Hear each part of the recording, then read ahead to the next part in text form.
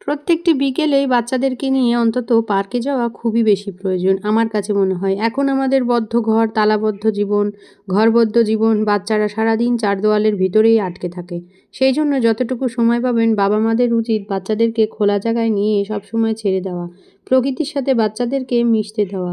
কারণ এটা কিন্তু বাচ্চাদেরকে যেরকম মন ফ্রেশ করে, বাড়তেও খুব সহযোগিতা করে এবং বাচ্চারা খুব আনন্দের সাথেই দিনটি উপভোগ করতে থাকে। অবশ্যই আপনার বাচ্চাকে ঘরে রাখবেন, সাবধানে রাখবেন। আর যতটুকু সময় পাবেন ওদের সাথে সময় কাটানোর চেষ্টা করুন। জীবন একটাই আর শৈশবও কিন্তু একটাই। তো বাচ্চাদের শৈশবটা যেরকম আর জীবনেও ওরা ফিরে পাবে না, ঠিক আপনার কাছেও ওদের শৈশবটাও আর কখনো ফিরে আসবে না। হয়তো বড় হতে হতে ওদেরও নতুন জগৎ তৈরি হবে, ওরা নতুনভাবে নিজেদের জীবনকে তৈরি পাবে, শিখতে পাবে। কিন্তু আপনি বাবা মা হিসেবে কখনোই আর সেই ছোট শৈশবটা পাবেন না।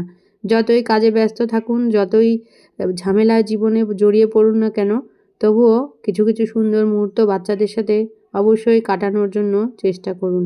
তাহলে দেখবেন এই সময়গুলোই আপনার কাছে জীবনের একটি বড় স্মৃতি, মধুর স্মৃতি হয়ে থেকে যাবে। আমার কাছে তাই মনে হয়। আর আপনারা কি মনে করেন অবশ্যই কিন্তু কমেন্ট করে জানাবেন।